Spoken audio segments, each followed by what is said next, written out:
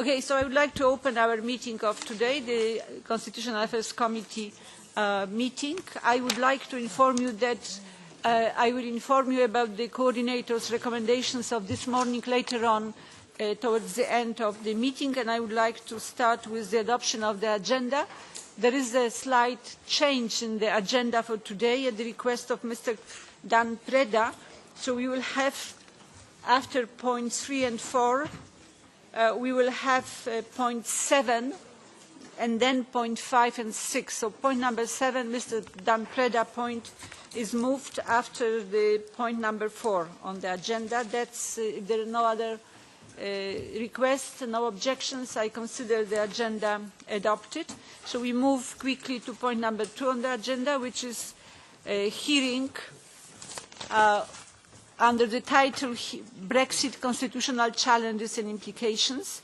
Those of you who do not follow AFCO meetings, I would like to inform, we just had a discussion, we don't remember if it's 16th or 17th hearing on Brexit, so we have been doing over the last year and a half a lot of work, and we have come to a moment when we would like to have more security and certainty when it comes to constitutional, institutional aspects of the Brexit as event, and also Brexit as a process. And to discuss this, we have invited 3 experts. We have invited Professor Shiona Douglas-Scott, who will speak on the negotiation process of the UK exit and UK constitutional dimension.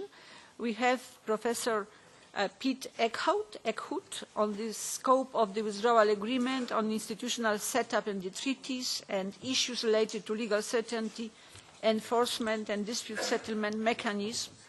And we have Professor Christophe Illion, who will speak on the process of negotiation, sequencing, connections between withdrawal and the future, nature and legal basis for the transitional measures. We ask these experts to take 15 minutes each to explain or to do the introduction. We propose this order, but if you among yourself think that it would be better to have a different order, we have no problems with this. But if you don't change the order, then first would be Professor Douglas Scott. The floor is yours. Right. Okay, well, thank you very much, Madam Chairman, for the invitation here. It's a great pleasure to be here in Brussels. I'm going to be talking almost exclusively about the position in UK constitutional law and Brexit. I'm going to be talking generally about the position in the UK constitution, and I'm also going to say a little bit, because in 15 minutes there isn't much time, about Scotland and Northern Ireland as well. So firstly, obviously, there is a huge task for the United Kingdom. We know that these exit talks are ongoing right now, and the talks have to cover, firstly, the divorce, the exit, secondly, a possible framework for a future trade and maybe other things agreement between the UK and the EU countries, and thirdly, transitional arrangements, which seem to be becoming more and more important. But already that clock is ticking, and while that goes on, there is a huge task for the United Kingdom to translate EU law into its domestic law, and also to cope with any constitutional issues and issues of devolution, the relationship of the component parts of the United Kingdom, the problems there that Brexit may cause. So I think this is going to be an absolutely massive task, and the question is this going to be possible? Very challenging. What has the UK government done so far? Well, the Brexit Secretary, David Davis, as well as being in negotiations with Michel Barnier yesterday, was on the radio in the United Kingdom last week saying that the United Kingdom had over 100 pages of detail on its Brexit plans. That sounds reasonably impressive until you realise that actually those 100 pages are not much more than a couple of white papers which the UK government has produced. Firstly, back in February on withdrawing from the EU. Secondly, on the prospect of a Great Repeal Bill, which I'll come on to, plus the text of the Prime Minister Theresa May's Lancaster House speech and the 5-page letter of withdrawal. So there isn't much more than that to go on. The first white paper prior to the EU withdrawal bill was really an act no more than a set of aspirations. And the second one, on the Great Repeal Bill, again, very, very little detail. Lawyers and other experts, if I can use that word, have, since the EU referendum, been warning of unprecedented legal, constitutional and regulatory complexities ahead. I can't see much sight that the UK government is actually sufficiently well prepared for all of this. There have been huge cuts in the UK civil service. We've had a rather unnecessary election and purdah period. And also the Department for Exiting the EU just lost two members, one quite important, Lord Bridges, of its staff very recently after the general election. And Lord Bridges, whose duty it was to steer major legislation through the Westminster Parliament on Brexit, is thought, and I think is known to have said, he just thought this wasn't possible. So this, I think, is a very worrying prospect. In Scotland, I am Special Advisor to the Scottish Parliament's European and External Affairs Committee, and we know that Scotland has taken a different position on Brexit. Nicola Sturgeon, in a letter of 13th of June, Nicola Sturgeon, First Minister, said that there is increasing worry about the confusion and that there should be more participation of the devolveds in the withdrawal negotiations. But I didn't notice that any of the First Ministers of Scotland, Wales or Northern Ireland were present at the Brexit talks. And the way the UK constitution is organised, withdrawal negotiations from the EU are treated as a matter of foreign affairs, which is a reserved matter. It's not devolved. And so the devolveds have a right to be consulted as a matter of courtesy, but not to have any major participation. What about the impact of the general election? The Prime Minister having lost her majority, and we are still, I haven't been able to get online since earlier this morning, so maybe there have been developments, but when I last looked, we didn't yet have confirmation that the DUP would be supporting the UK government. What we do know is that the Queen's speech should take place this week and that it will be cancelled next year, which is some acknowledgement of the enormity of the amount of legislation that has to go through the Westminster Parliament, that there should not be a hiatus in 2018 for another Queen's speech, another different parliamentary session.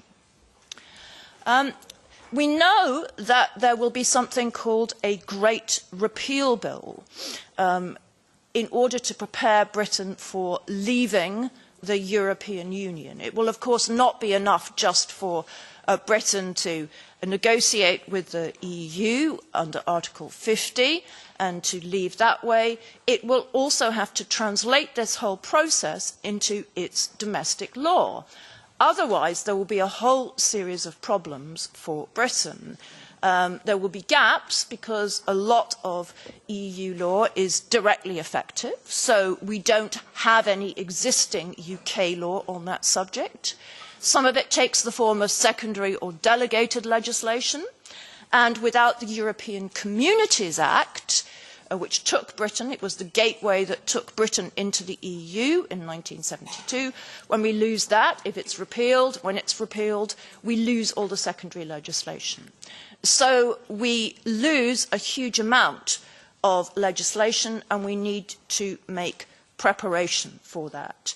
That will be a huge task, and with a minority government there will be a lot more scope for opposition amendments.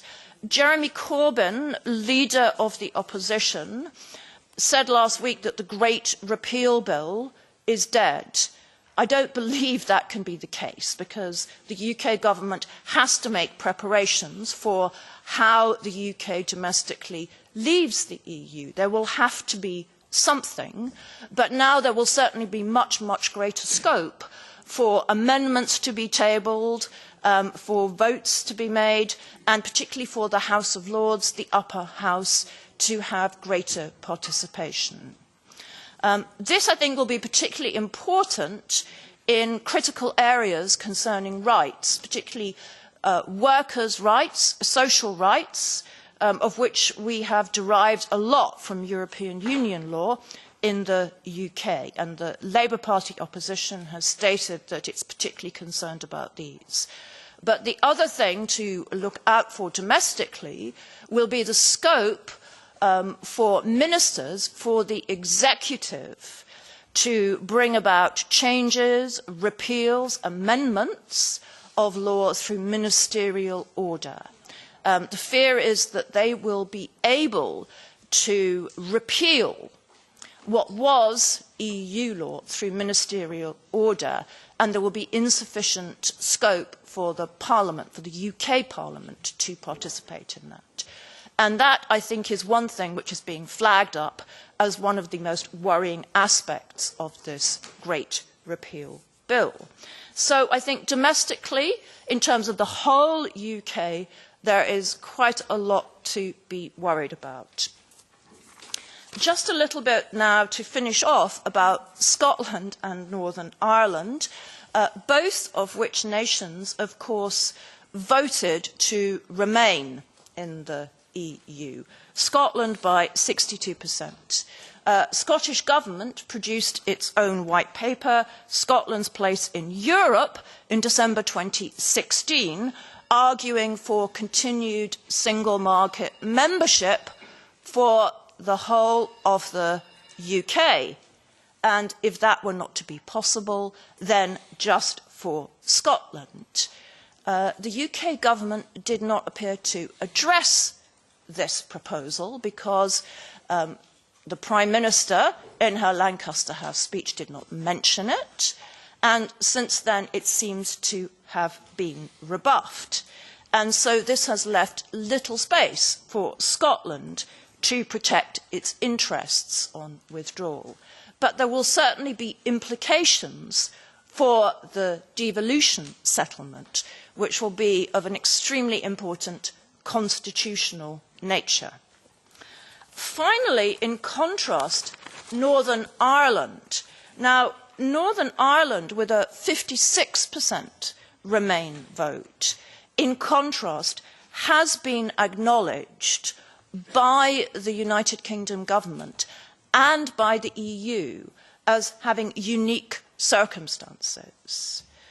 It was mentioned by the UK government, by Prime Minister May, in her letter triggering the Article 50 proceedings, and of course we know that it's one of these issues that is to be negotiated immediately. And of course the history of the Troubles in Northern Ireland and subsequent peace process partly explains why it's an area of such concern, and also the fact that the EU has played such an important role, I think, in enabling the peace process. References to the UK government and the Republic of Ireland government, both being members of the EU, are to be found in the Good Friday Agreement on the peace process in Northern Ireland. The question is, what do you do about that? Everybody says they don't want a hard border between the two, between the Northern Ireland and the Republic of Ireland. But how do you resolve that issue? It's not enough just to have nice aspirations about this. It would seem that there would have to be some sort of special arrangement for Northern Ireland, some sort of single market membership, and possibly some sort of special arrangement about the customs union in order to avoid this border becoming a problem. How that is going to be manageable is another matter, because on the one hand, if you want a soft border, then you do not want there to be customs arrangements. You don't want there to be checks on persons. So one prospect might be to say, okay, those checks could go on somewhere else, somewhere in the Irish Sea, it's been suggested. But in essence, there would be a border between Northern Ireland and the rest of the United Kingdom. But the Democratic Unionist Party, which is in the course of forming, helping support the UK government, has said it doesn't want any separate, distinct treatment for Northern Ireland aside from the rest of the UK. So I am not sure how that issue is to be resolved.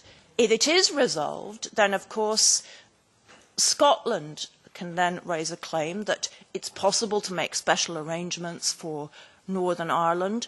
What about Scotland? And of course the Scottish Government has many, many statistics to make its case that loss of at least single market membership is very, very serious, so they wish to retain that. So I think lots and lots of constitutional problems for the United Kingdom as a result of Brexit. And I've been saying for ages that I feel that Brexit, as well as reflecting the nature of Britain's relationship with the EU, also tells us a lot about UK constitutional law and the problems that we have with our so-called flexible, uncodified constitution, because it's very hard to see any constitutional tools for solving this problem. Thank you.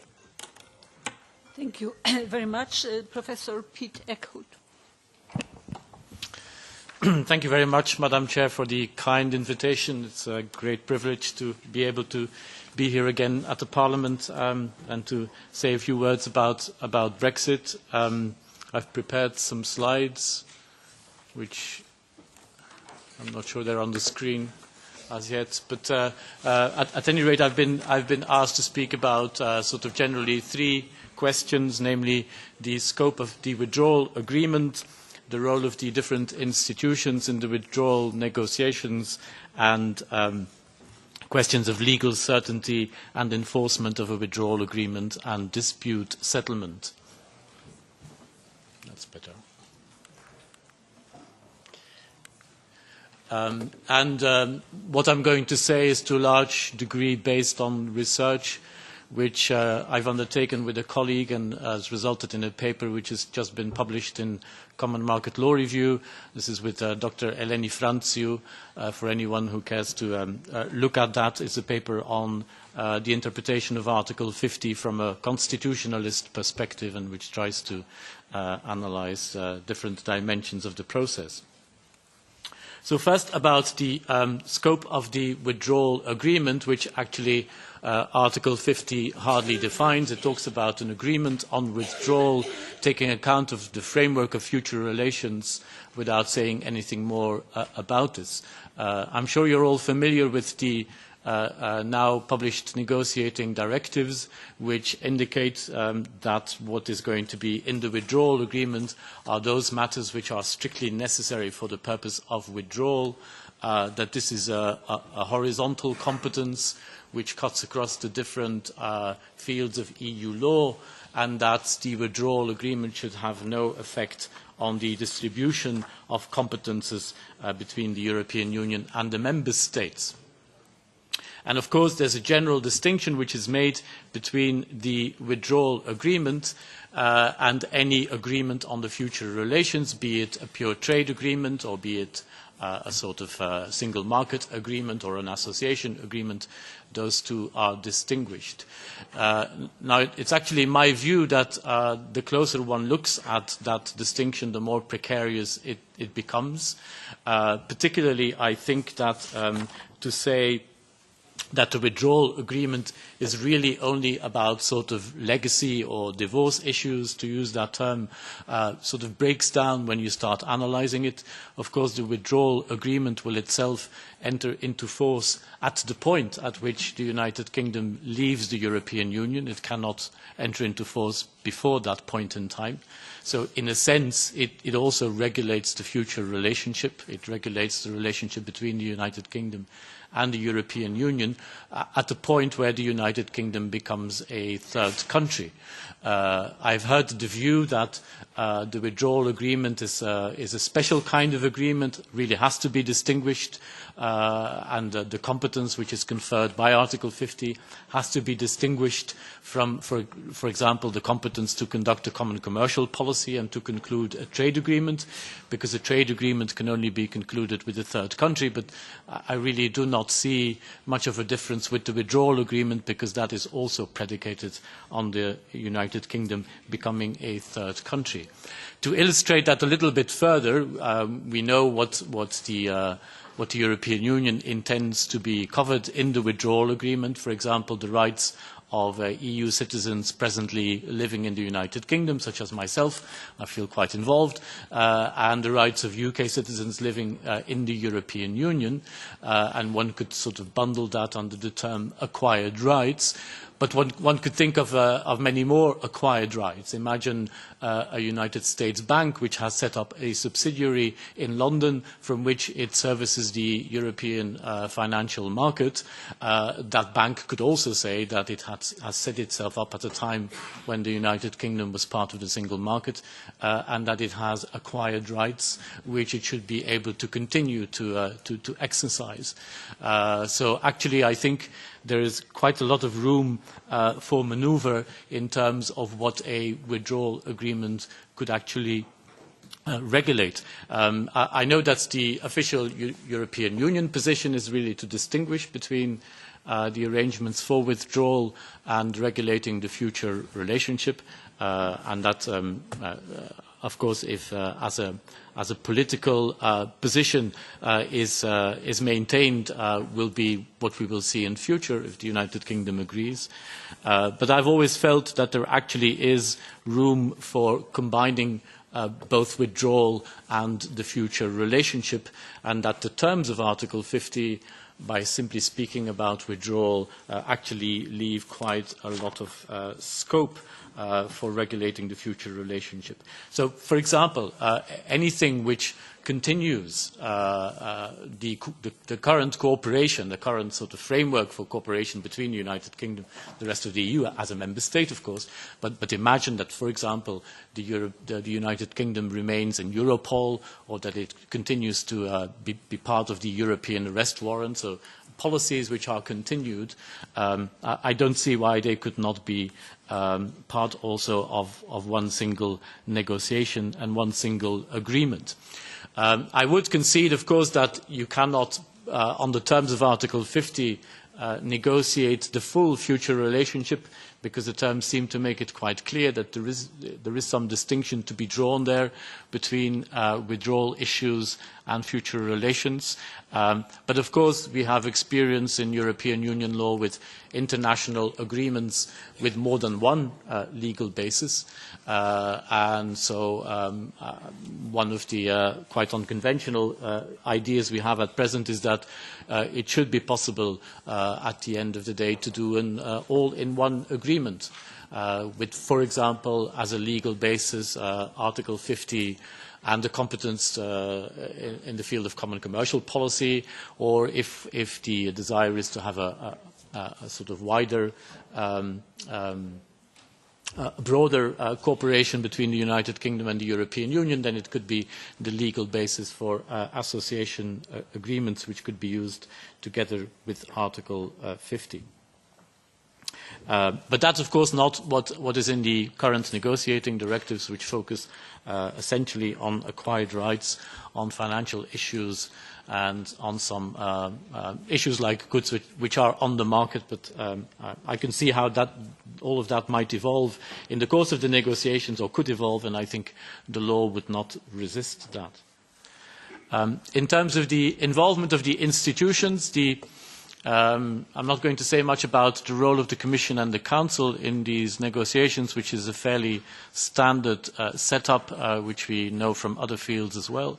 The Commission has received negotiating mandate directives and is supervised by the Council, and the Council will have to conclude the agreement in the end.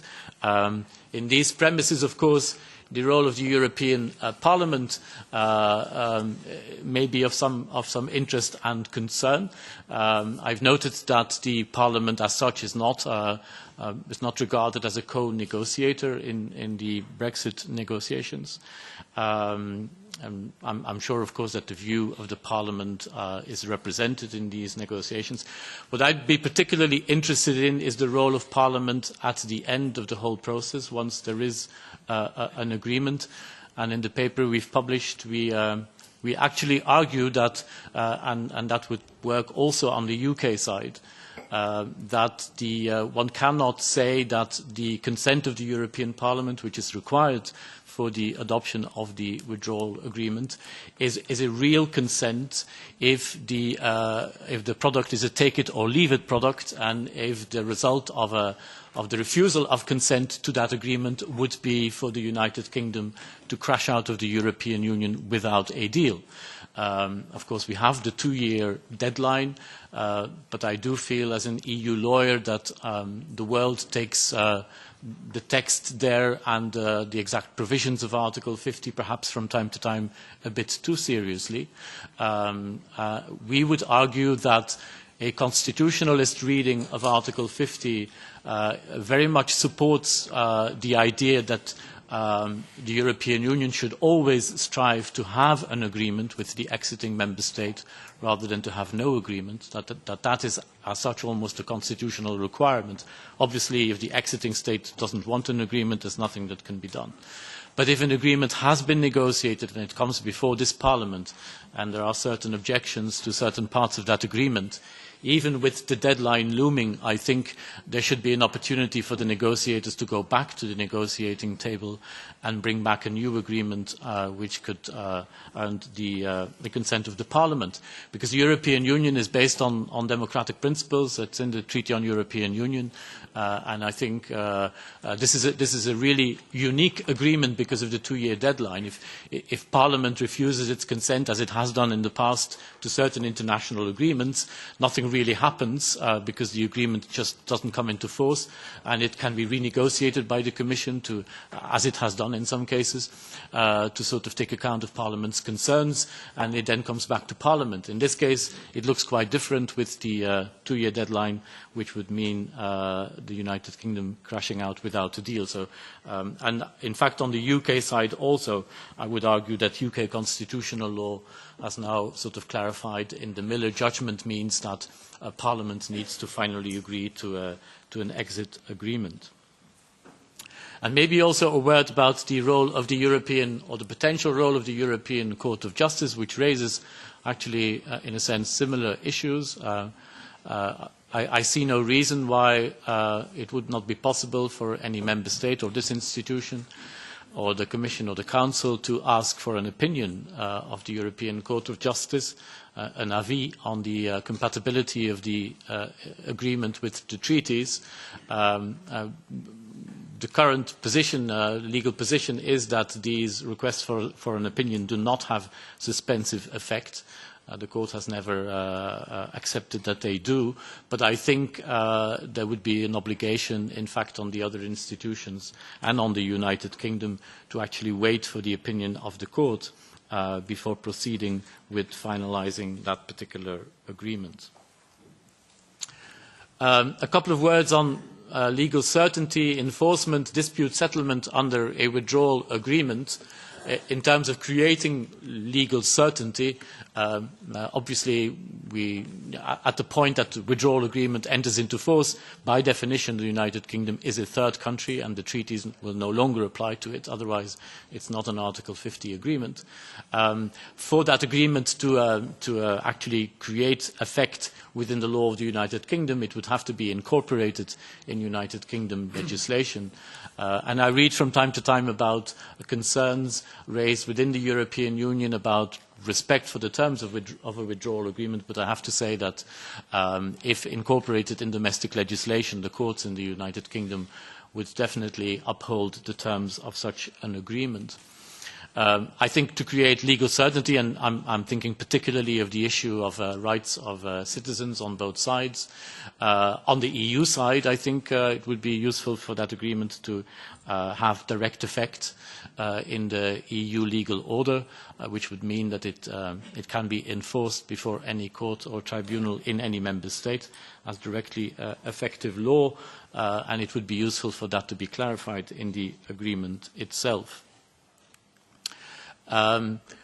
The negotiating mandate and directives also speak about a role for the European Court of Justice in the application of the withdrawal agreement, again, particularly, I think, in relation to rights of citizens. Now, that's quite an unprecedented proposal. I know of no examples of cases where the European Court of Justice has kind of general jurisdiction over matters which are the law of a non-member state, as the UK would be upon withdrawal.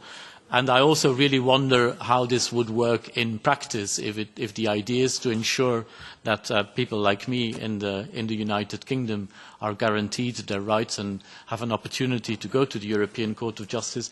The only route to get there, which I could see, would be the preliminary rulings route, that to enable United Kingdom courts to continue to ask questions of the European Court of Justice on matters of EU law. Now, all of that, in fact, in my view, presupposes membership with direct effect of EU law, with the primacy of EU law, with the principle that decisions of the European Court of Justice are binding on the domestic courts. And I cannot quite see how this would fit with the law of a non-member state where there would no longer be a European Communities Act, and the very idea of taking back control and no longer be completely directed by EU law. So I have some doubts about how this really could work in practice, let alone whether the United Kingdom could agree with it. So if there is no role for the EU Court of Justice, how could a withdrawal agreement be enforced in terms of arranging for dispute settlement? It is fairly straightforward to think of a model of dispute settlement which is purely intergovernmental. It's much harder to think of a model which would also involve opportunities for private parties, citizens or companies or legal persons to actually enforce their rights. One could think of an EFTA court model. I know it's been suggested actually that the United Kingdom could join EFTA and could join the EFTA court. That, of course, would mean that there is already an institution there which could function.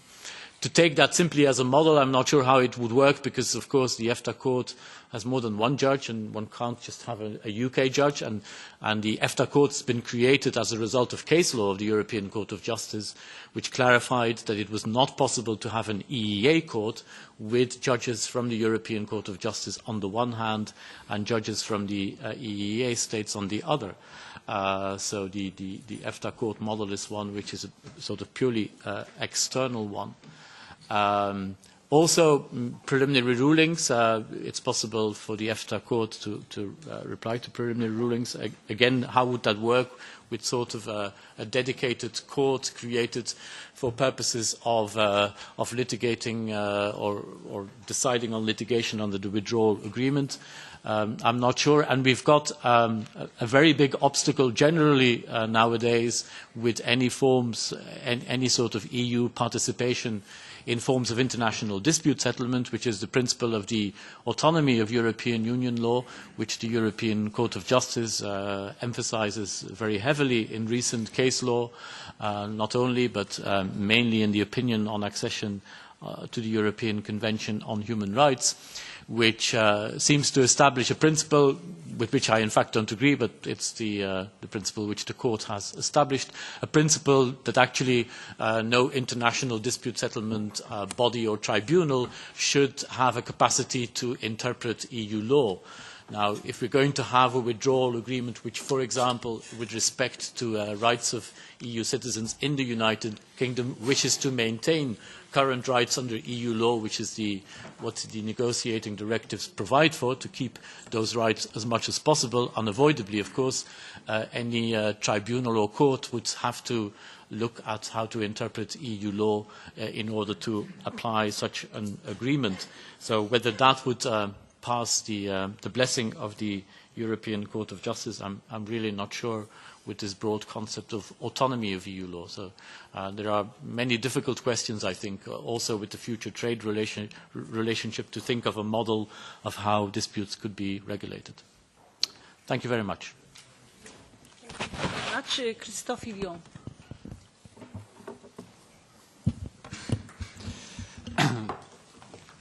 Thank you, Madam Chair. Many thanks also to the AFCO committee for the invitation. I was asked to consider various aspects of the negotiation process from a constitutional perspective, but in view of the limited time, I will restrict myself to making 3 points. The first point will be a reminder, actually, that is that the negotiation process is not only governed, determined by the procedure of Article 50, but it is also determined, if not constrained, by the canons of EU constitutional law more generally. My second point is that the implementation of Article 50 has already involved the production of additional rules outside the strict context of Article 50, additional rules and principles which also govern the process of the withdrawal negotiation.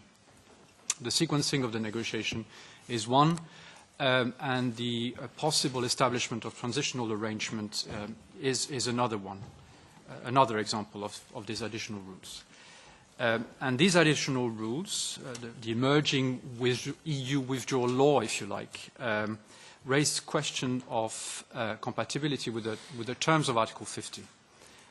My third and final point, if I have some time left, will be to flag up what this may imply for the European Parliament and its role in the withdrawal process.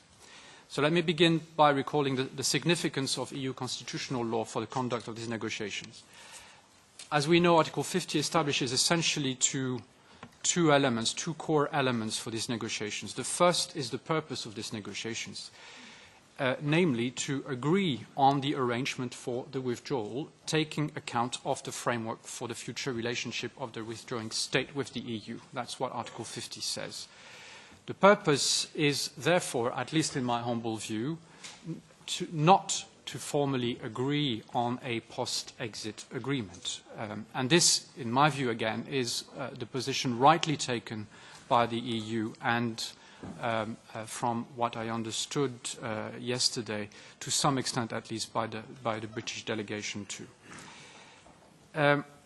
The second element of Article 50, which is clear, is the procedural framework for negotiating this withdrawal agreement.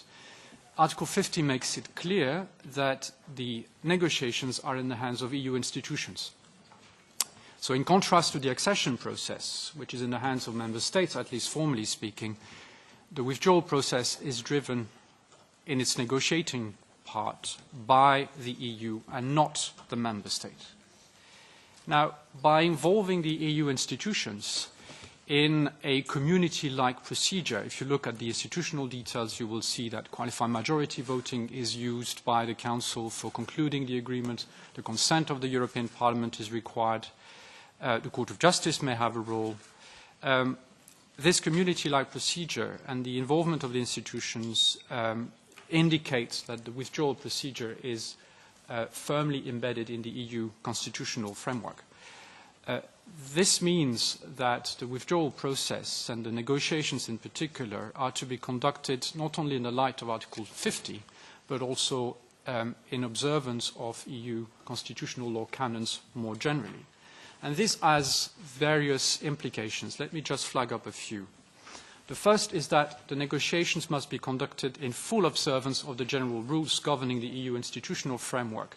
So not only Article 50, but the rules of Article 13 of the TEU more generally, as interpreted by the European Court of Justice. It means, second, that in these negotiations, the institutions also have to act in compliance with the rules on the distribution of competence, not only between the institutions, but between the EU and the member states. And that explains, in my view, why legally there is a distinction between the withdrawal negotiations on the one hand and the negotiations relating to the future agreement on the other hand. Basically, the EU cannot negotiate an external agreement with the member states, which under EU law does not have the competence to negotiate, to act in fields of EU exclusive powers. So that in itself, in my view, would prevent the United Kingdom starting trade negotiations qua member states with the EU institutions for the purpose of the future relationship. Third, the protagonist of these negotiations must act also in line with the core functions of the institutional framework, namely to help the Union fulfill its aims and tasks as spelled out in Article 3 of the TEU. That includes promoting its values, that includes looking after the well-being of its peoples and, of course, help the Union fulfill its tasks and policy goals as spelled out in the rest of these articles. In other words, the EU institutions, while negotiating the withdrawal agreement, must, as paradoxical as it may sound, help the Union fulfill its integration goals. So in negotiating more specifically the withdrawal agreement, the EU institutions should not only respect EU fundamental rights, including the principle of non-discrimination, they should also preserve the integrity of the EU legal order and the four constitutive freedoms of the internal market. They should also preserve the acquis in the field of external relations. Now, all these principles are somewhat reflected in the European Council guidelines adopted earlier this year and also in the negotiating directive. They define what the EU can do in the context of the withdrawal process and what it cannot do. They circumscribe, therefore, the degree of flexibility that the EU enjoys in the context of these negotiations, and they circumscribe what the EU can agree with the UK. This is indeed a big difference with the negotiation of a traditional external agreement where there is much more of a give and take in the negotiation. Indeed, the UK in this process remains a member state until it withdraws. And in this context, and this is recalled at various points in the negotiating directives and in the guidelines, the UK remains bound by its EU obligations, including the principle of sincere cooperation, as moot as this may sound. This also prevents member states themselves, the 27, to act bilaterally in areas covered by the negotiation process. Indeed, the guidelines are pretty firm on this notion that they cannot engage in bilateral talks with the UK in areas related to the negotiation process. That the EU's hands and member states' hands are tied does not mean that there is no room for flexible arrangements. And let me just flag up one. In preserving the acquis with respect to, in preserving the integrity of the internal market, the EU may have to come up with some new arrangements because the internal market is not limited to the EU 27 but involves the 3 EFTA states. And whatever arrangement there will be between the UK and the EU with respect, or which touches upon internal market rules, will have somehow to be replicated in the EEA context. So some arrangement will have to be thought of to involve the EFTA states, if not in the negotiation, at least they will have to be involved in working out the arrangement to preserve the integrity of the internal market, both in the withdrawal negotiations and in particular in designing potential transitional arrangements that touch upon the functioning of the internal market. Now to my second point, which indeed links up with the idea that there may be flexible arrangement in the context of this withdrawal negotiation, even if, as I said, the EU's hands are tied by EU constitutional law. Article 50, and we are now discovering this, does not cover each and every aspect of the withdrawal process. There is no precedent. Additional rules, therefore, and principles must be added to organize this process. This reminds us of the incremental development of EU enlargement rules based on Article 49, if not alongside Article 49, to organize the accession of new states. Thus far, the European Council has built upon Article 50 as well illustrated by the guidelines, and I would like to flag up two examples which were things I was supposed to discuss, namely the transitional arrangement and the phased approach, the sequencing. Starting with the sequencing, there's no explicit reference in the provisions of Article 50 about the sequencing of the withdrawal negotiation. There is perhaps a suggestion that withdrawal should be distinct from the future relationship, but there is no support in Article 50 about the sequencing within the context of the negotiation of the withdrawal agreement. The first phase, we are told, shall focus on providing certainty for the main stakeholders and to settle the disentanglement of the UK from the Union. We are also told that it will be up to the European Council to determine when sufficient progress has been achieved in the context of this first phase to allow the negotiations, the withdrawal negotiations again, to proceed to the second phase, where the EU and the UK will then have, quote, preliminary and preparatory discussions on the framework of their future relations, unquote.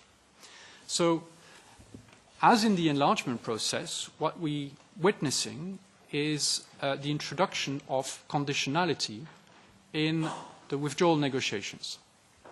And that raises questions about the compatibility of that conditionality with the terms and purpose of Article 50.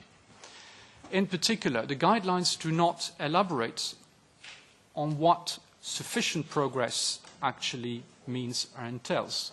There are no clear criteria to determine when negotiations can move from phase 1 to phase 2, and this is entirely left to the European Council to decide, most likely by consensus, though it's been suggested that the chief negotiator will have a role there too.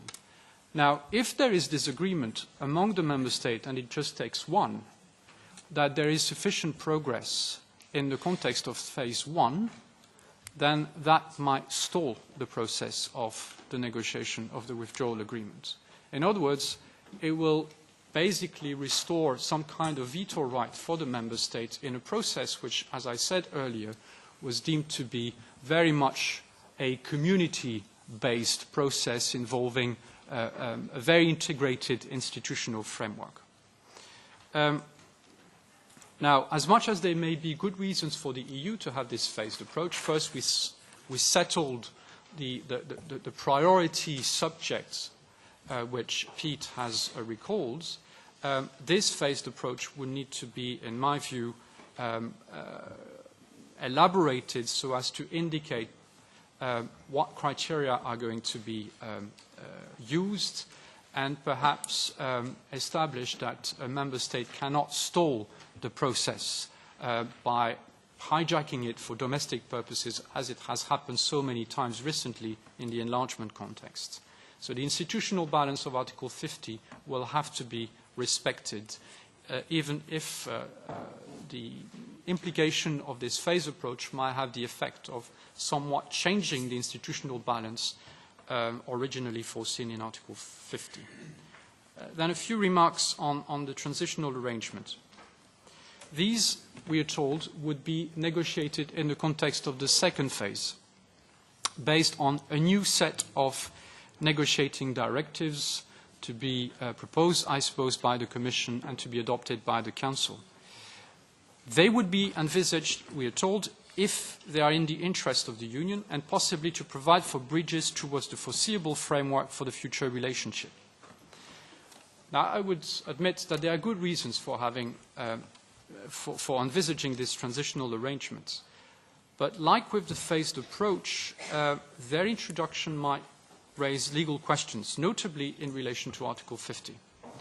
In particular, but that's only one question, it's still unclear as to whether this transitional arrangement, these transitional measures, will have to be dealt with in the context of a separate instrument, or whether they could be based on, or they could be included in the withdrawal agreement as such.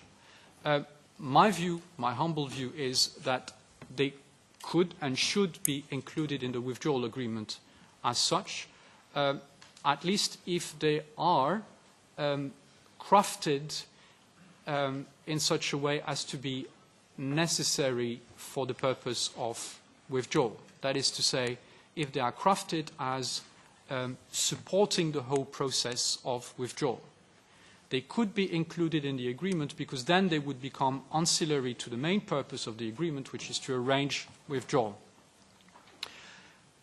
Pete recalled the definition, the interpretation that was adopted by the Commission and Council of the competence, the EU competence based on Article 50, which is a horizontal, all-encompassing competence. And I think the way this competence is defined and interpreted would also support the notion that the withdrawal agreement could contain this transitional arrangement, however far-reaching they can be.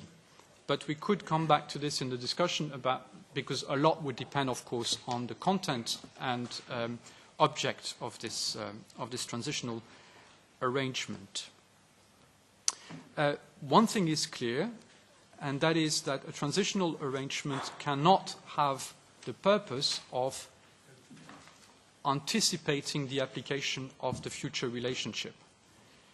In the sense of the association agenda that was adopted a few years ago in the context of the European neighbourhood policy, preparing or laying the grounds for the implementation of the still up-to-come association agreement with Ukraine. The notion of implementation phase or implementation arrangement that was used in the UK context, in my view, suggested that the UK still had this view that the future agreement could still be negotiated in the context of this 2-year period, and that this implementation period would be the implementation of that new agreement, not an implementation period of the withdrawal agreement as such. But I think this would not be possible in the context of Article 50.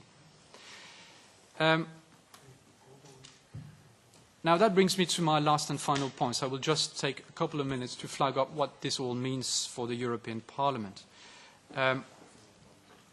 We were reminded of the role of the European Parliament in this Article 50 process. The Parliament has to give its consent for the conclusion of the agreement, and because the procedure is subject to the court's jurisdiction, the Parliament can always go to court, be that in the way of asking for an opinion or an avis on the compatibility of this agreement with EU law, but it could also challenge a measure, a legally binding measure in the process on the ground that that measure would be contrary to the treaty, so that the court would exercise some judicial control. So the Parliament has a lot of leverage in these negotiations. And the Parliament can rely on the case law of the European Court of Justice relating to institutional balance, particularly in the context of Article 218, since Article 218 is involved in these negotiations. For instance, the Parliament can have complete access to information on the basis of the case law of the Court of Justice. Based on this, I would suggest two particular roles for the European Parliament. One is to be a vigilant monitor that the basic principles, constitutional principles, are respected by the protagonist, the main protagonist of the negotiations, namely the Commission and, as we know, the Council through the working group. The European Parliament has to be the vigilant monitor that these constitutional principles are fully respected by all the protagonists. And that, again, means that, for instance, in the phased approach context, the Parliament should make sure that the process is not hijacked by member states or by the European Council. That leads me to the second role, and that is, I think the Parliament should perhaps have, my time is up, I suppose. The Parliament may have a role in articulating the criteria for determining what is necessary to achieve sufficient progress to move from phase 1 to phase 2. Again, using the leverage that it has on the basis of Article 50, but also there's a more general motive behind this, and that is that the Parliament is the only democratic entity that will be democratically elected entity that will be involved in the process on the EU side. And that provides it with some legitimacy to be very active in the process. Thank you. Thank you very much. So we start with George Shefflin, and then once we don't have any coordinators, then we have as the first one, Yes, George, you're right. Thank you very much, Chair, and my thanks to the three very interesting papers that we've heard. Now, my question is to Professor Douglas Scott, and the nature of the United Kingdom Constitution. Can you hear me? Yeah. The nature of the United Kingdom Constitution. Now, I did study this a very long time ago, and I'm aware of dicey and conventions of the Constitution, but it seems to me that what is missing is any entrenched legislation. And the system that one can derive from Dicey's convention works as long as you have the holders of power prepared to apply self-limitation, which is as much a political concept as it is a legal one. Now, that, I think, works as long as there isn't a really serious upset in the system, and I think that the United Kingdom is now actually facing a double upset. One is the future of Scotland. What is to be the future of Scotland in this United Kingdom? Whether it's independence or non-independence, it will still be a problem because it has basically come to constitute a separate political unit. What is its relationship to be with London? And secondly, of course, Brexit. It seems to me that if you put these two together, what we're looking at is to some degree a lifting of the tradition of self-limitation and a readiness, perhaps I'm being over harsh here, on the part of the UK government to act in a sense arbitrarily, in effect to set to one side the conventions of the Constitution, to take decisions. There aren't any emergency legislations, but it is behaving as if actually it were to be operating in an emergency. Now, my question is that can some kind of settlement in the constitutional order in the United Kingdom be foreseen, presumably at some point after the Brexit process is over? Because if not, then what kind of a partner will the United Kingdom be for the European Union? Thank you. Can I ask Mercedes? Grazie, Presidente. Thank you, Madam Chairman. Well, I also have a couple of questions. One, first, the role of the ECG in the negotiating. If I have not misunderstood, because we're dealing with very complex situations, but with respect to Switzerland, which is one of the possible options for the UK, the Court of Justice does make rulings, but then after does it the Swiss institutions receive this ruling, it's kind of an agreement, whereas the course decides, but is not automatically transposed. The Swiss institutions have to transpose those rulings. That's one option. The other options don't seem very likely with respect to the European Court, unless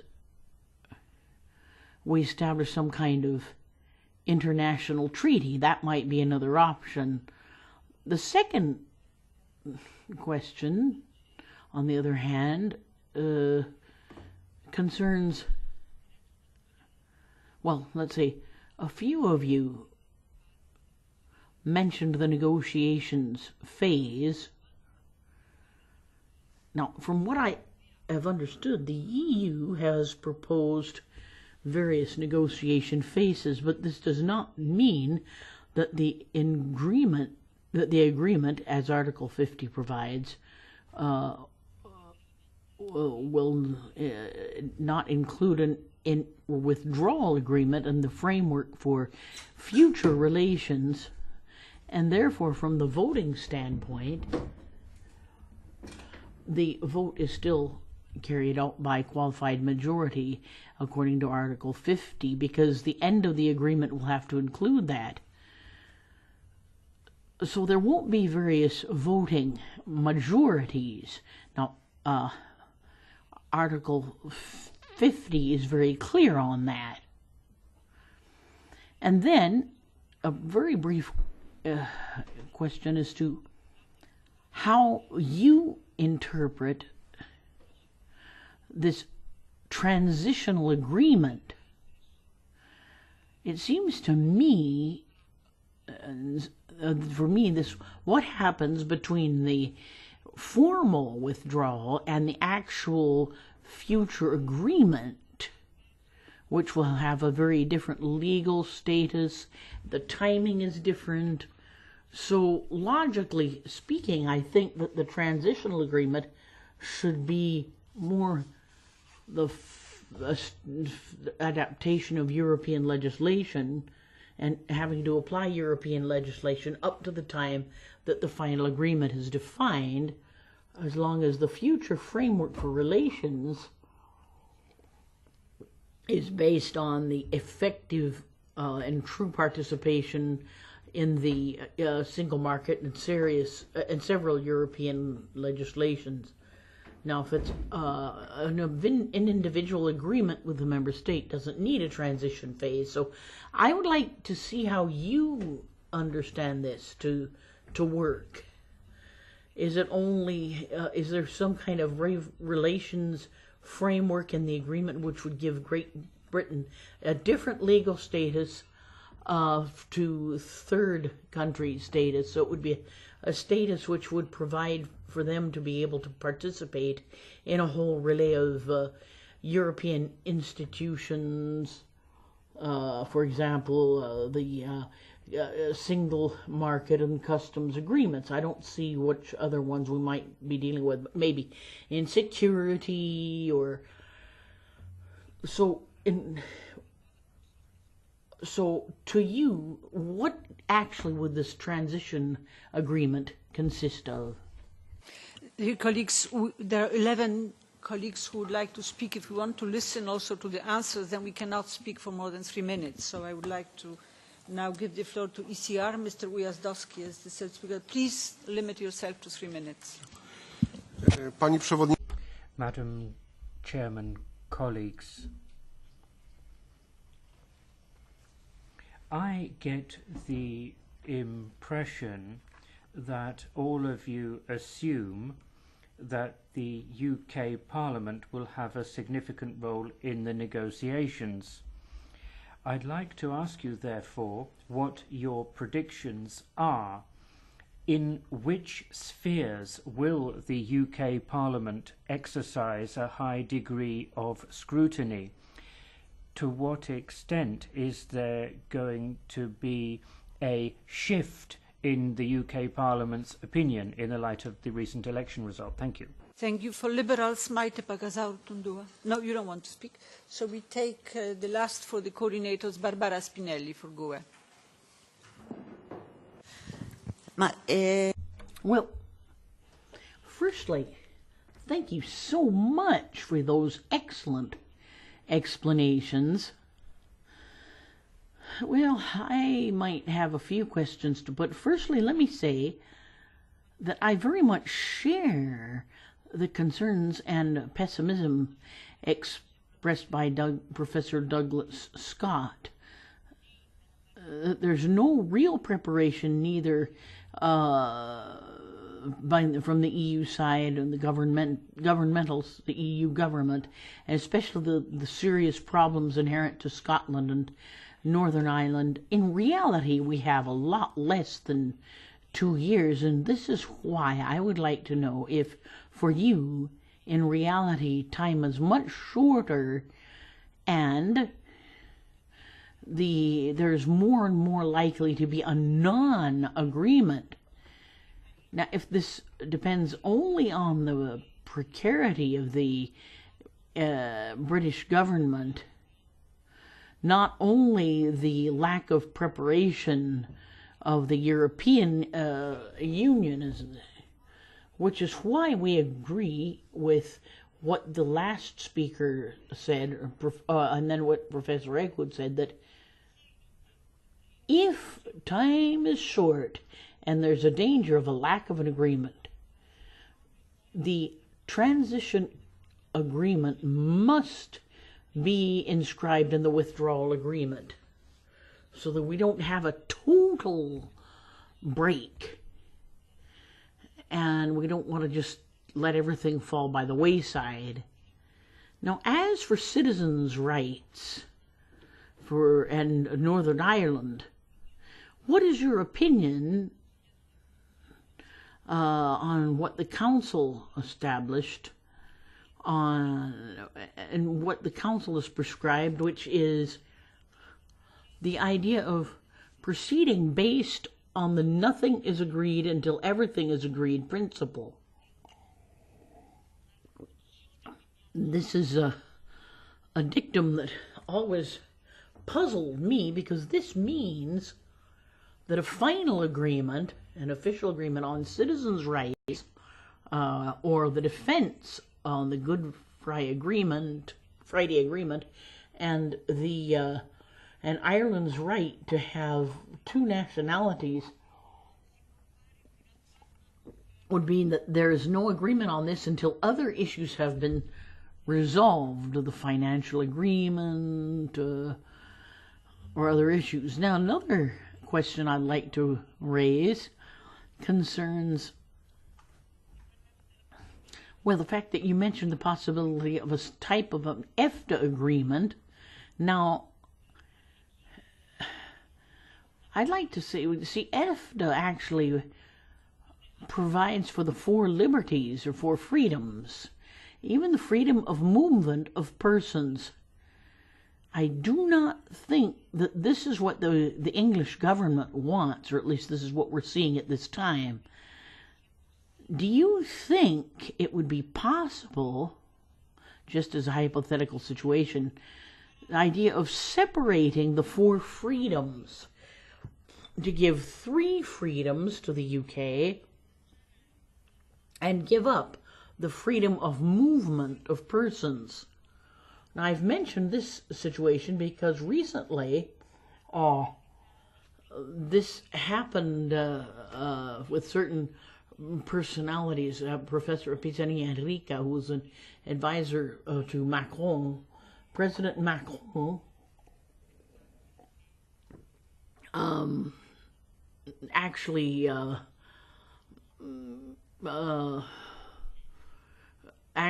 allowed an ex-minister from Blair to come in. Morten Messerschmidt. Thank you, Madam Chair, and thank you for the excellent presentations. I will stay within the 3 minutes, but have a question for each of the panelists. First, Ms. Douglas-Scott, you said that the UK will lose secondary legislation. I don't understand that. I mean, I understand the primary legislation, the treaties, but the secondary legislation, with except of the reciprocities, of course, everything could be implemented in just one act. The difficulty, I would assume, will be where there are reciprocities between the two entities so that there is the demand for mutual recognition and stuff like that. But a lot of the directives and regulations and everything, that's simply just normal legislation that through years has taken over from national legislation. Why couldn't UK just, in one act of legislation, keep that? Then the difficulties of Ireland and the UK. Why couldn't the UK simply get inspiration from Greenland? Greenland belongs to the great kingdom of Denmark, as I do, but is not a part of the inner market. It chose to leave the inner market in 1986. So isn't that a very parallel? I understand that logistically, geographically it's different, but legally, isn't it just the same thing? Mr. Eickhout, on the EFTA thing, the Ice Saver case a couple of years ago, wasn't that between a non-EU member, Iceland, and an EU member, UK? And therefore, there is no need, apparently, for both parties at an EFTA case to be EFTA members as such. And why couldn't these experiences build on for a new legal system between a non-EU UK and then the EU? And then finally, Mr. Elion, you certainly lead to most speculations here. Your reflections upon Article 13 and the values in Article 3 and concluding that that should make it impossible to make parallel negotiations. I don't really understand how that goes along if you read Article 3.6, which says that the Union shall pursue its objectives that are above Section 6 by appropriate means commensurated with the competences with all conferred upon in the treaties. That is the exact same wording that we had when Greenland negotiated her exit, and there was no problem back then to make the fishing agreements with Greenland while she exited. So I don't see why that's a problem. And on the Parliament's role, there's no wording on the Parliament in Article 50. The Parliament should have any role in the negotiations whatsoever. It only says that it has to decide. There's a reference to Article 218.3, but there's no role for the Parliament. So I don't see all these concerns where they should come from. Thank you, Madam Chair. Thank you. Can we just have the first round of responses? Okay. Well, that's a lot of very, very deep questions to answer in the order in which they came, and quite a lot of them seem to be directed at things I've been saying. Firstly, on the nature of the UK Constitution and the fact that we don't have the capacity to entrench legislation. What I think has been interesting about the UK's membership of the EU is that it's provided a sort of semi-entrenchment through EU membership, through the European Communities Act, through the whole idea of a constitutional statute and the reversal of what we would call implied repeal. When Britain leaves the EU, we lose that. And what I've written about in the past is that we have been developing in the UK sort of two ideas of the Constitution. One is the very traditional Dycean idea of the supremacy of Parliament, no entrenchment. The other takes account of more recent developments of EU membership, of the Human Rights Act and its semi-entrenchment, and of devolution and the differences that that has made to the territorial settlement. And I think a very big worry with leaving the EU is the loss of the ability to entrench certain human rights through EU law. Because even if those rights are kept and transferred into domestic UK legislation, it's still possible then, with a traditional view of the Constitution, for Parliament to remove those. And although Miller, in the Supreme Court in Miller, said that the executive cannot do everything, there must be an act of Parliament in order to allow the UK to trigger Article 50, when it came to things like constitutional conventions, it took a very, very traditional view of the Sewell Convention, saying it wasn't justiciable. So that seems to me a move back. Will anything come of that? Well, I was quite worried about that until perhaps the recent election, because it seemed to me that on the one hand there was a very entrenched view of nationalists who might say, well, what we are interested in is simply an independent Scotland, a united Ireland, and on the other hand, those who might say we're happy with the way the Constitution is working, and we believe in the supremacy of Parliament taking back control. Nobody was talking about federalism or greater devolution, and I think it is important to consider the possibility of that and a much more strongly devolved settlement. Maybe, maybe not, there will be talk of that. A couple of other points I need to pick up on. Actually, I'm going to come to the point that was made at the very end because I'm sorry, I think maybe I was misleading when I talked about secondary legislation. What I was talking about was UK secondary legislation, because so much of EU law has been implemented through UK secondary legislation, and really, really important EU law, like the working time regulations, for example. That is very, very prone to loss and repeal, and so that is something to think about.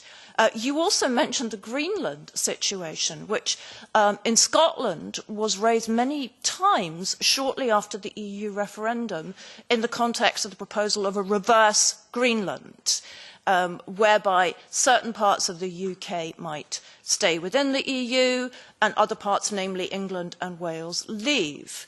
The traditional response to that was to say constantly, well, the situations are very different.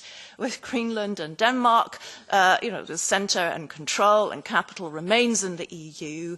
And what do you do in the context of the UK if London, England and Wales leave? Because so far there is an awful lot of really important competences that are nested in London. Foreign policy, economic policy, so many things like that. Yeah. So in Greenland, there was much greater autonomy as well. So it would mean a new constitutional settlement, which might not be out of the question. But so far, the UK government has been turning its head away from that sort of new constitutional settlement with greater devolution, certainly to Scotland. But in the context of Northern Ireland, there would also need to be much more devolution if an EEA option is to solve the Irish problem. You'd still have to devolve powers to Northern Ireland to make that possible. So one way or another, there are going to have to be those changes. There were a lot more questions, but I'm aware of the time, and I know my colleagues will have a lot to say. So the only other thing I would say, though, is that there seem to be some questions about the capacity of the UK Parliament to vote on the withdrawal agreement.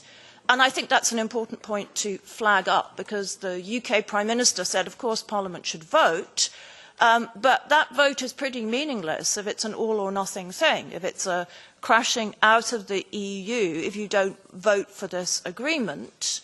And secondly, if it's simply talks falling apart, crashing out, nothing, what is the role of the UK Parliament there? What could the UK Parliament do to prevent that happening? Since the general election, there seems to be a majority now against the no deal is better than a bad deal view, but how does that translate into Westminster being able to do something to enforce that view? I'm not quite clear about that yet. Thank you for the questions. If I may just perhaps make a suggestion in relation to your last point, it would of course be possible, I think, to negotiate a withdrawal agreement which is itself expressly predicated on receiving the consent of the European Parliament and being accepted and consented to by the United Kingdom Parliament. The withdrawal agreement itself could provide that it can only enter into force once it has been approved by the respective parliaments. And I think Article 50 must be interpreted as leaving scope to make those kinds of arrangements as a kind of law of withdrawal beyond the express terms. On the role of the European Court of Justice in relation to the agreements with Switzerland, I've been thinking for a long time that we have a very black or white debate, particularly in the United Kingdom, on the role of the European Court of Justice, as if there's only one way of that court having some role, being subject to its jurisdiction or not being subject to its jurisdiction, which is, of course, a consequence of one of the red lines. I don't know after the last election how red these lines still are, or whether the colour has changed. But clearly there are all kinds of nuances to what kind of role a court may have. And, for example, the European Court of Human Rights, its case law in the United Kingdom must be taken into account. And the same goes with effectively the case law of the European Court of Justice and in the context of the European Economic Area. So I do think that it's a very different constitutional position comparing direct effect and primacy of EU law with the full binding effect of rulings of the European Court of Justice, with a perhaps lesser role, which means that under domestic law, that case law should be taken into account, and there may be scope there for incorporating that into an agreement. On the negotiating phases not necessarily leading to different agreements, I would agree. I still sort of fail to see the sense of having more than one agreement, because you are essentially regulating the withdrawal of the United Kingdom and regulating the future relationship, even conceding that the text of Article 50 seems to suggest that.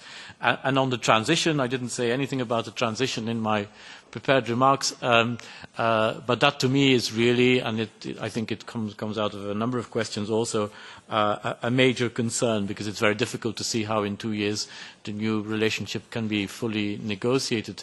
And the issues I have with what such a transitional arrangement might look like is, if you have not decided where you are transitioning to, how can you arrange for a full transition? How can you, if you do not know what kind of free trade agreement you will have in the future and whether it's going to be full customs union or what kind of customs union and other internal market participation or not, how can you transition to something which is still uncertain and in the future?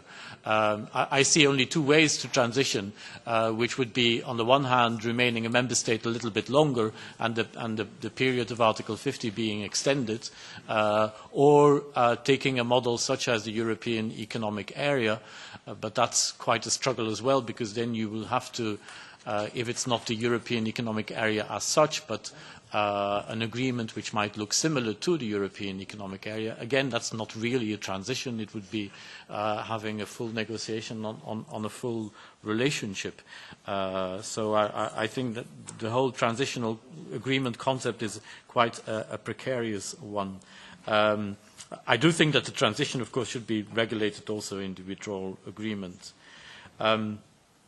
On the question of citizens' rights in Northern Ireland, and nothing is agreed until everything is agreed, I think it's not just in relation to Northern Ireland that we have that issue. We have it generally with the rights of citizens.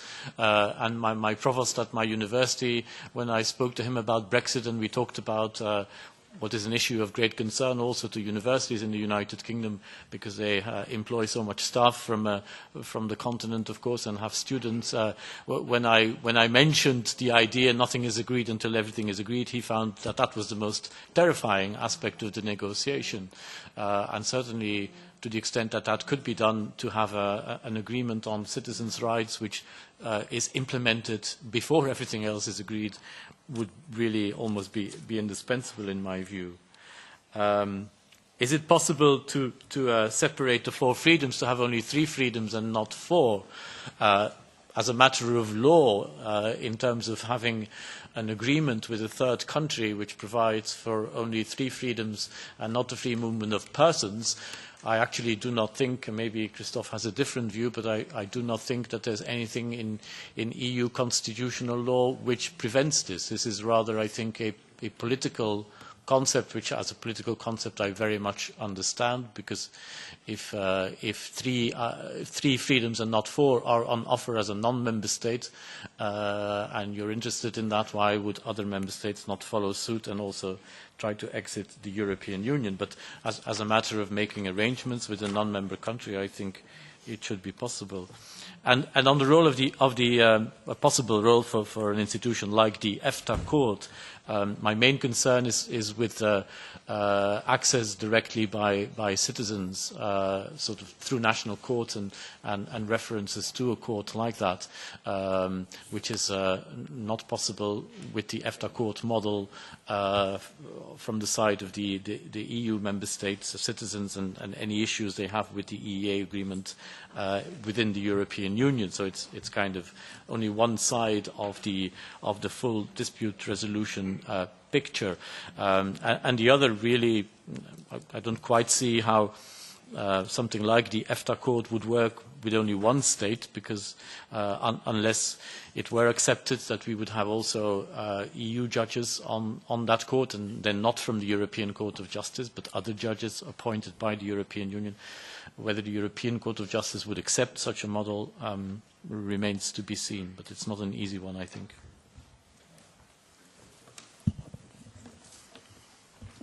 Right. I'll start with the last question about Article 13 and Article 3.6. The point I was trying to make is that in operating in the context of Article 50, the institutions act in the context of EU constitutional law as well, and they're bound by their general obligations, which are enshrined in Article 13. Article 13 has two aspects. One is to establish the mandate of the institutions to help the Union fulfill its task, promote its values, etc. And the second paragraph of Article 13 establishes the basic principles governing the interactions among the institutions. They shall act within the limit of their powers. They shall respect the powers of the others, and they shall practice sincere cooperation. The point I was trying to make is the institutional one, namely that the EU institution, while they're negotiating with the UK, they have to act within the limits of their powers, meaning that they have to act in full observance of EU law. Nothing in Article 50 establishes a derogation to that principle. The institutions have to operate within their own powers, which means that they have to respect the EU constitutional law on the distribution of competence between the member states and the EU. Now, the distribution of competence between the member state and the EU in the field of trade, for instance, is quite clear. Trade is an exclusive competence of the EU. Member state can only operate in the field of trade if authorized by the EU. And if they are authorized by the EU, they should act, of course, in full compliance with EU law. They cannot be authorized by the EU to exercise a power which in principle they don't have if it is to violate EU law. All of this to say that the UK, as long as it remains a member state, and this is underlined at several points in the guidelines and in the directives of negotiation, the UK cannot violate EU law. It has to respect EU law. Right? All of this to say that the institutions cannot start a negotiation with the UK in an area where the UK, as a member state, does not have competence. The institutions would have no capacity to do that. They would be acting contra legem. That was my point, not the substantive point of Article 3.6. My reference to Article 3 is a reference to the task of the Union. The negotiation process in the context of Article 50 are geared towards establishing the modalities of a state withdrawing from the Union. It's not a mandate to revisit EU substantive law outside what is strictly necessary for the purpose of the withdrawal. My reference to Article 3 was essentially to make the point that the institutions, while they negotiate, are bound to preserve the acquis. The acquis can only be modified insofar as this is absolutely necessary for the purpose of arranging the withdrawal. And in my view, that is quite strict. That was my point. If I may, on Greenland, I think Greenland was in an entirely different situation. For one thing, Greenland has never been a member state of the EU.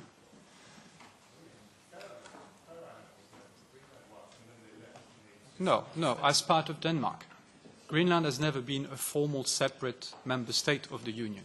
So I think comparing the UK, I mean, with all due respect for our British friends, comparing the UK situations to Greenland's situation is, in my view, not entirely relevant, at least legally. So the idea that Greenland could negotiate a fishing arrangement with the EU while withdrawing from the scope of application of EU law as within the constitutional setting of Denmark, I don't think is actually relevant for our purpose here. Sorry, Christoph, you will have on this later on privately, because we have to move so to your next, yes. Next responses. Yeah. Well, I have to admit I'm not a specialist of Greenland, but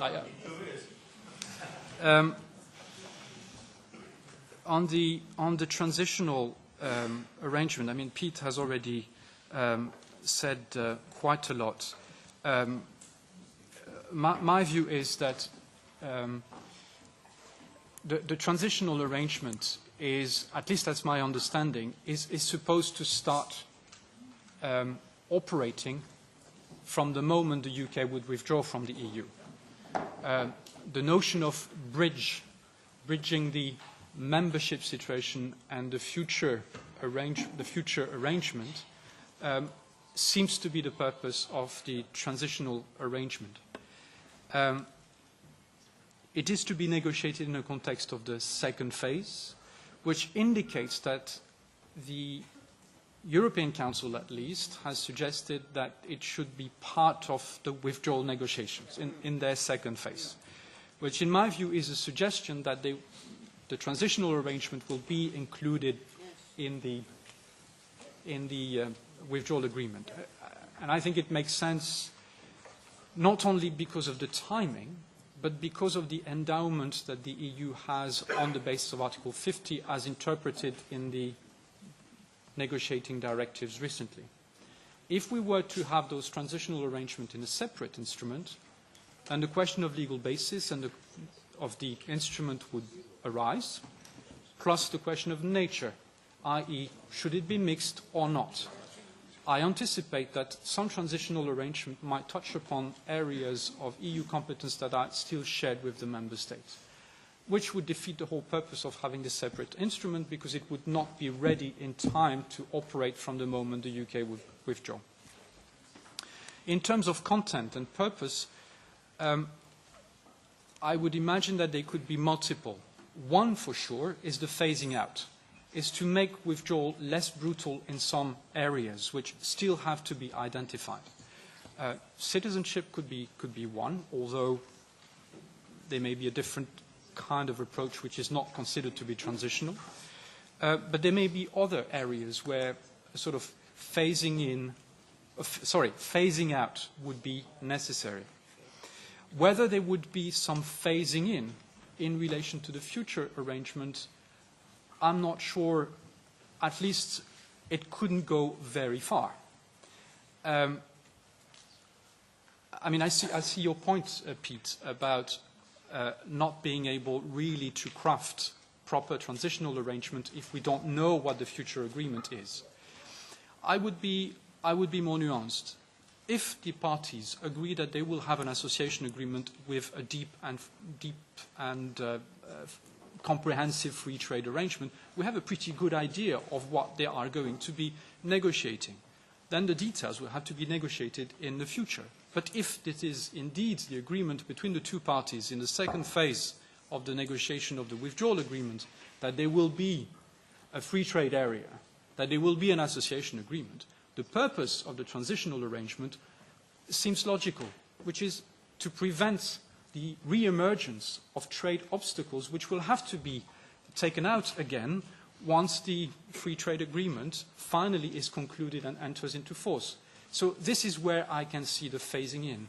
But as I said, I can't see the transitional arrangement being understood as an implementation phase of the future agreement. We will have to know what the future agreement is in the details before having this kind of implementation phase. My last point on this transitional arrangement is about the participation. You raised that point about participation. I would be very blunt here. There is no participation of a member state that is no longer a member state in the EU. The moment a member state leaves the EU, it loses participatory rights. And it's not because you have transitional arrangement that it will keep those participatory rights. Then it would be very, very dangerous, for instance, seen from Norway, or from Iceland, or from Liechtenstein. They would immediately say, well, how is it possible that a former member state keeps certain participatory rights in relation to transitional arrangement where we, as part of the internal market, don't have this? So it's too dangerous for the integrity of the EU legal order and particularly that of the internal market, in my view. Which brings me to the whole question of the four freedoms. I don't know enough about this, but I would submit that I don't see how the full free movement of services, the full free movement of workers would operate as we know it today without free movement of persons. I fail to see it. I mean, it would be a different kind of freedoms. So yes, indeed, the EU can negotiate far-reaching arrangement with third states in the field of movement of services, in the field of movement of workers, but I would fail to see that the EU can actually take only 3 of those freedoms with the whole package that it entails, put that in an agreement and leave 1 freedom aside. I think it would make the whole notion of the 4 freedoms highly dysfunctional. I had several points, other points, but I think my time is up. Dear colleagues, now I just would like really to have 2 minutes per person. We have still 6 colleagues who would like to speak. So could you try to limit yourself? And Richard Corbett is the first. Thank you. Very, very quickly then. First, the notion of there being a separate agreement on citizens' rights in order to avoid the problem of nothing is agreed until everything is agreed. We've had discussions on that and put the question to Monsieur Barnier, who is quite adamant that that's not possible. Are you contradicting him? Second question, the idea, I think Mr. Eckhout was saying, that could perhaps be a single agreement with a dual legal base.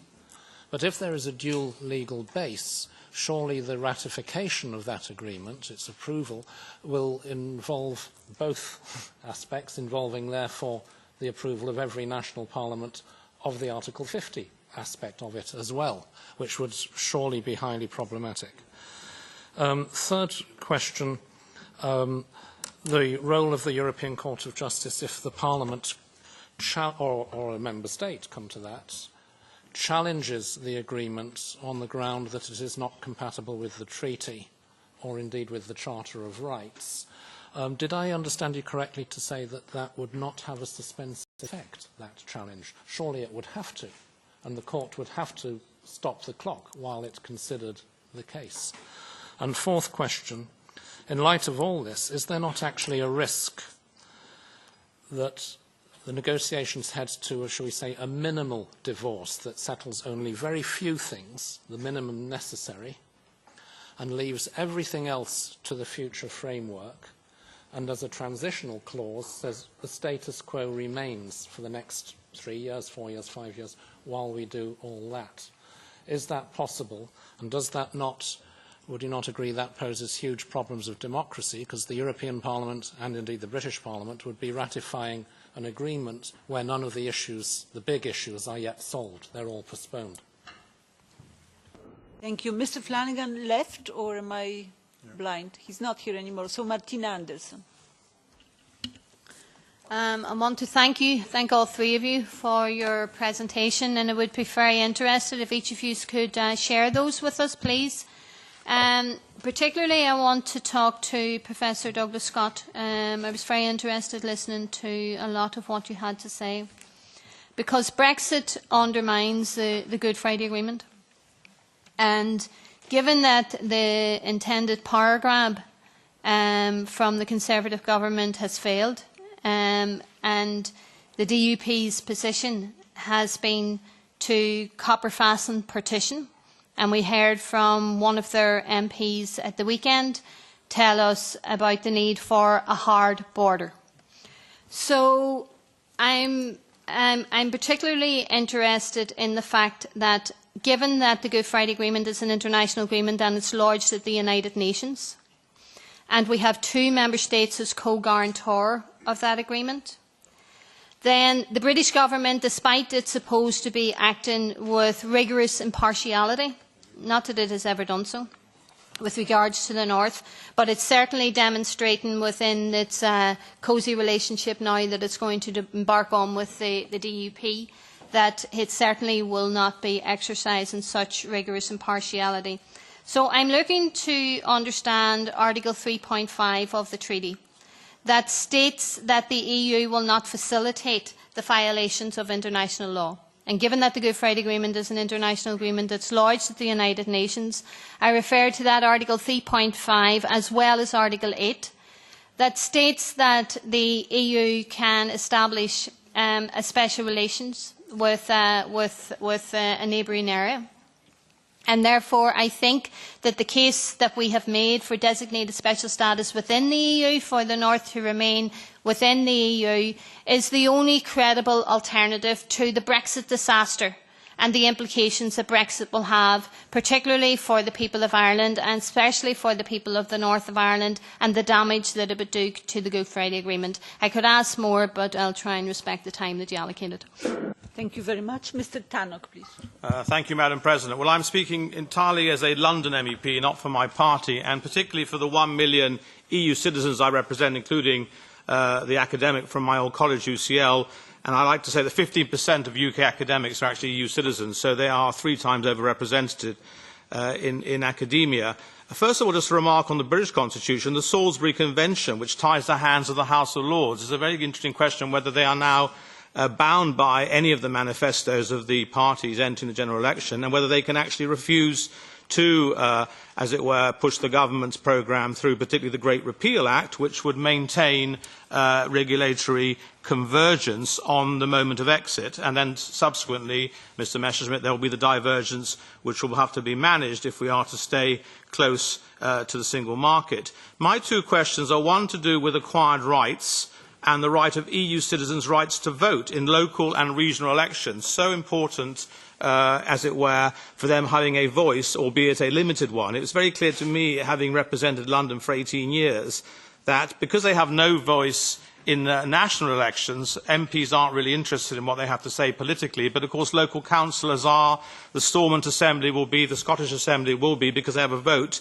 Do you regard this as a violation of their human rights if they are disenfranchised on Brexit? Because it's interesting that the European Court of Human Rights reversed a section of the legislation which forbade, for instance, mentally ill people under section to vote. When I was a psychiatrist, they were forbidden from voting, but that was deemed to be an infringement of their human rights. So disenfranchising them, as it were, is that going to be a problem, and is that something that's being considered? Because I think the 3 million EU citizens should be allowed, if they're already on the register, to stay on the register after Brexit, so they have a limited voice politically. On the issue of the security cliff edge, I'm particularly concerned that if all of that is kicked into phase 2, we could end up with no arrangements on the issue of mentioning Europol, European arrest warrant, etc. I was wondering if Article 50 had to be extended by unanimity for another year, what would happen to UK participation in the 2019 European elections? Would the UK be obliged to participate and field candidates, or could that somehow be circumvented in some way? And lastly, on the absolute right to the 4 freedoms, there's never been an absolute right of freedom of movement. It can be regulated on grounds of health, public security, etc. But I've always been interested in the application of Article 112 of the EEA Treaty, which allows caps in emergency or urgent situations. And I would argue that Liechtenstein, for instance, did so in the past. It could be used to cap the absolute numbers coming to the United Kingdom, where Britain to pursue the Norwegian EEA type solution, and also there's some question mark whether, as Britain is already in the EEA, does it automatically leave the EEA on Brexit, or would it have to rejoin EFTA and re-sign the EEA treaty were it to wish to pursue at some stage that kind of Norwegian plus the customs union type solution? Because there's a lot of lack of clarity there whether Britain would stay in the EEA if it wished to do so, or would it have to rejoin? Thank you very much. Before I give the floor to Diana James, I would just like to tell you that I have to leave to vote in another committee for 20 minutes, so a colleague will continue the discussion. But I would like to leave with you small questions which produce a lot of differences in the Parliament, in the steering committee, which is the conditions for the possibility of stopping the clock during the negotiations, and what conditions this could happen. And the second question, I think, to Professor Douglas Scott, because we already had a lot of discussions also in the context of Scotland, and the situation related to the fact that the devolved have competences in some policy areas, like Scotland has in fundamental, from the point of view of the European Union, also policy areas. And there is certainly also the justification for involving the Scottish Parliament in the process of Great Repeal bill. But you have said that actually the whole thing is classified as the foreign policy area, so there is no obligation for the British government to enter into any serious legally binding consultations with the devolved. Is it really the situation? So if you could explain, and my secretariat will take note of everything you say, so please don't feel bad when I'm not here. So the last to ask the questions is Diane James. Thank you, Madam Chair. Well, the first question concerned the ECJ and the Supreme Court UK, which was actually touched on by Mr. Corbett, so I will drop that one. And then Mr. Tannock actually hit the nail on the head, which is what happens if there is a transition period, a supposed transition period, and the input that will come from either UK MEPs, but Commissioner and other individuals holding office. So a bit more clarity on that as well. My final comment, and I am responding directly to Ms. Anderson, because we've clashed in the past.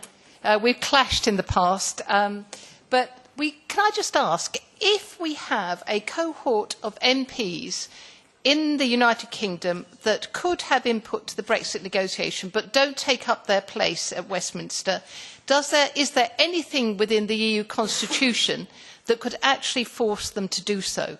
And the reason I ask that is, if we're going to give voice to every single group across all the member states, then they should have the recognition and that voice outlet. Thank you.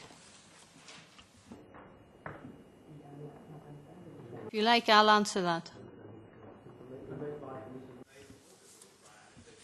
Thank you, Jan. There are now no more intervention. So the experts who would like to intervene from you? Professor Scott.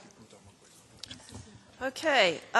Well, regarding the question about the Good Friday Agreement, in a way I've been surprised that there actually hasn't been more discussion of this matter.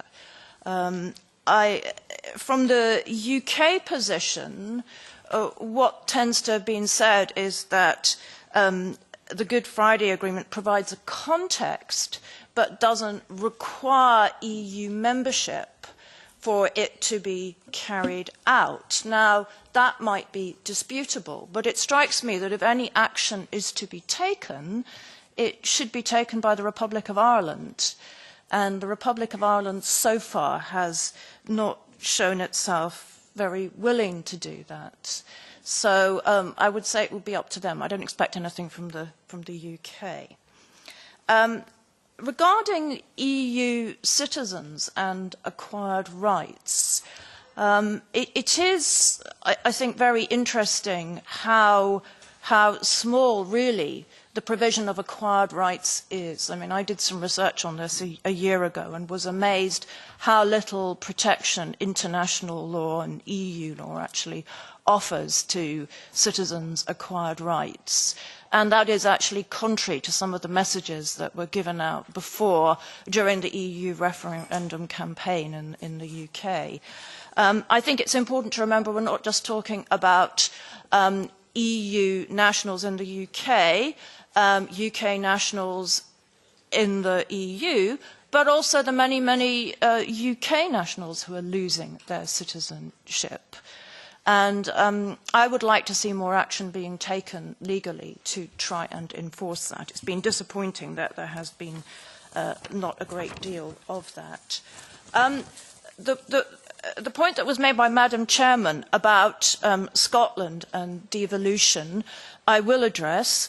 I would make a distinction between EU negotiations, the withdrawal agreement, which are treated as a matter of foreign policy, a reserved matter under the devolution statutes, the Scotland Act 1998, which is why we don't see members of the Scottish Government and the Welsh Government, and if there were a government in Northern Ireland, them, and the situation domestically. When it comes to the Great Repeal Bill, it seems to have been acknowledged by the UK government that there will be need for legislative consent of the devolved parliaments, because this Great Repeal Bill will touch on matters like agriculture, like environment, like fisheries that are devolved. This is hugely concerning because what the UK government has said in the white paper, its second white paper this year, was that it wasn't completely clear where these competences, once they are returned from the EU, will go. Although the devolution settlement makes it quite clear that these are matters, in the case of Scotland, they are clearly devolved. But Whitehall, London, seems to be suggesting there'll be some sort of holding pattern, so that is very worrying. There will be a need for a legislative consent motion, and a very interesting question is what will happen if that is refused? Will that prompt a constitutional crisis? So that is definitely one of the sort of fault points of the Brexit process internally. Finally, the point that was made by Diane James, who I think has left. Yeah. Well, can certain MPs be required to take seats? I mean, as far as I'm aware, and my colleagues will say more, I mean, UK law would not seek to interfere with national constitutional law. That's why we had the EU law wouldn't seek to interfere with national constitutional law. I mean, that is why we had the Miller case in the United Kingdom, to figure out what our constitutional requirements were for triggering Article 50 in the first place. So I don't think this is something that the EU would engage in.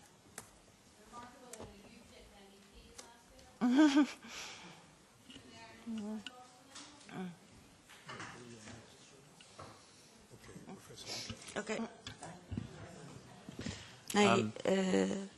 Professor Eickhout. Thank you.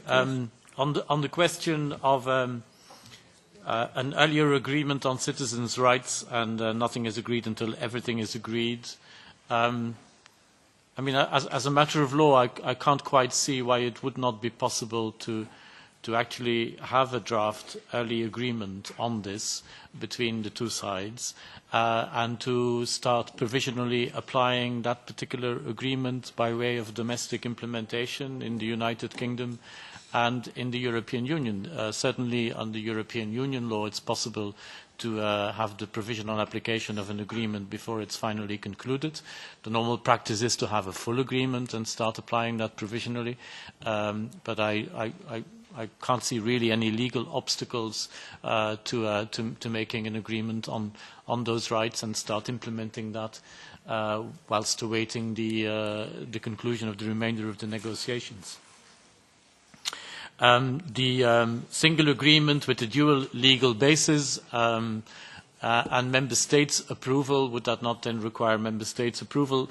Well, that all depends, I think, in in real life terms, political life of the European Union, probably it would, but I think the law is pretty clear that if you use the legal basis in the Treaty on the Functioning of the European Union on concluding an association agreement, that the competences of the European Union are very wide indeed. The European Court of Justice has simply said that an association involves participation in any of the policies which the European Union has, with the associated country participating in them, and it's perfectly possible as a matter of law to have an association agreement, a wide-ranging association agreement concluded only by the European Union.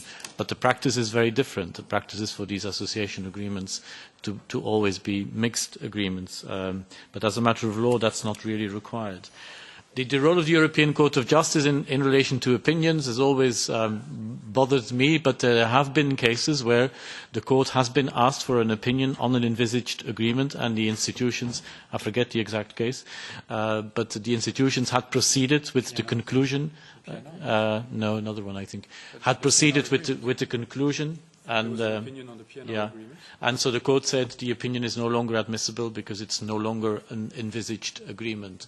But I would argue that even if the court would not necessarily enforce a suspensive effect, that simply the parties to the agreement should allow for the court to deliver its opinion and not conclude the agreement beforehand. And I think this should also translate, particularly the 2-year period.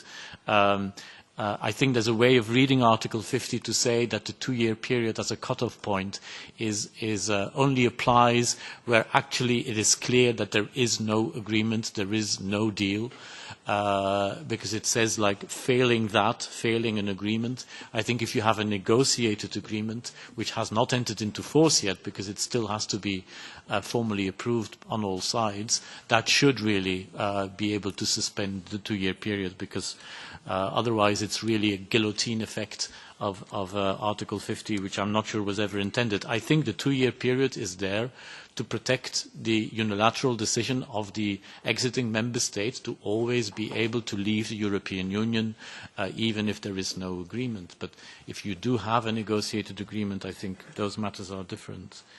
And I agree there is a risk of a minimal divorce in the withdrawal agreement, and that effectively the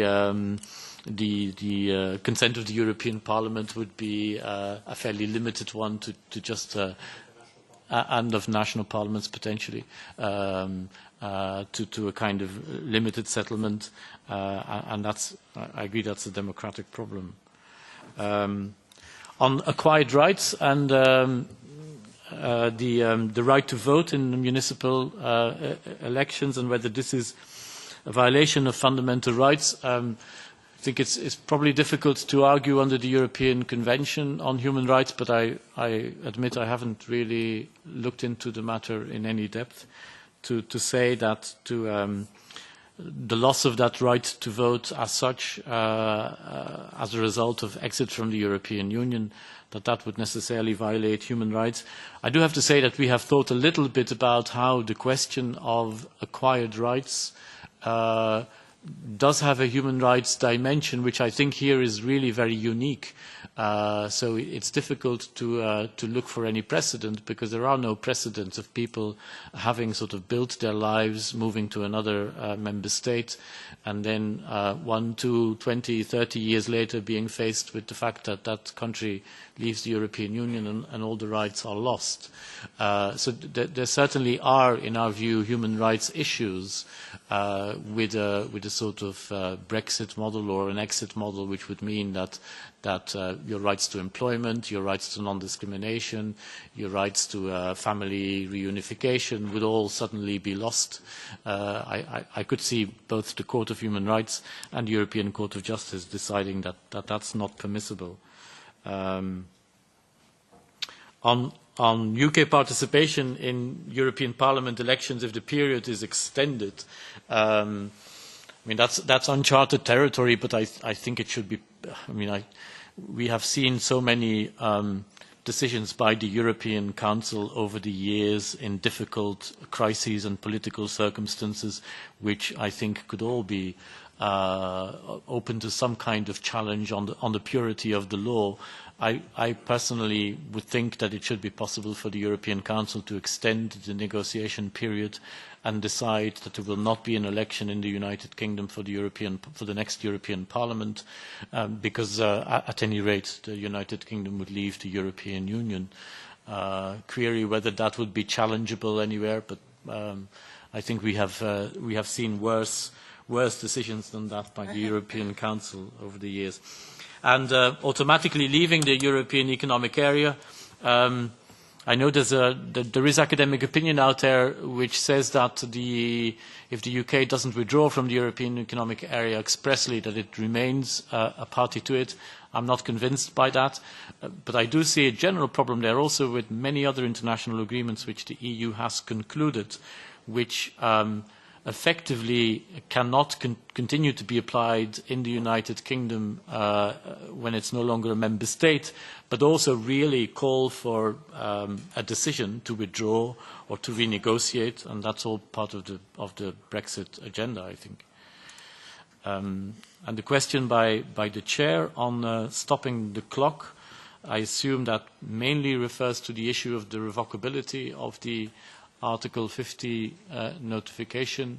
I mean, my personal view is on the side of what is, I think, majority opinion by EU law scholars, not unanimous opinion, but majority opinion, that if there is a serious decision to reconsider, not a decision just to say we stop the clock and in a year's time we're going to start, the clock starts ticking again, but a serious decision to reconsider and to fundamentally, to overturn the decision to exit the European Union, which is the Article 50, paragraph 1, member state may decide. That, of course, that should be respected by the European Union, for else a member state would be forced to leave.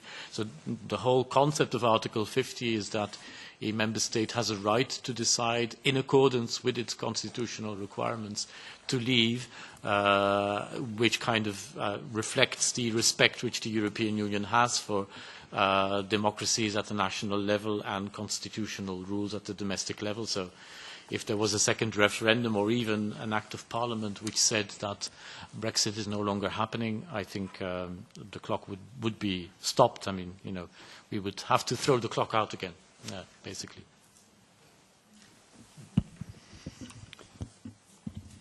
Yes. On the suspensive effect of the avis, I think the most practical way, I don't know whether that's feasible, but would be to include a clause in the agreement itself, which would be to acknowledge that if ever the Court of Justice was asked an opinion on the compatibility with the treaties, that it would have a suspensive effect. Would that,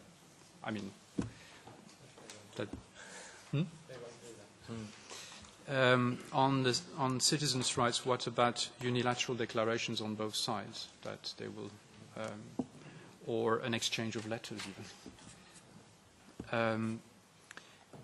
On your point about the transition, namely the status quo for a few years, is in my view what is perhaps the most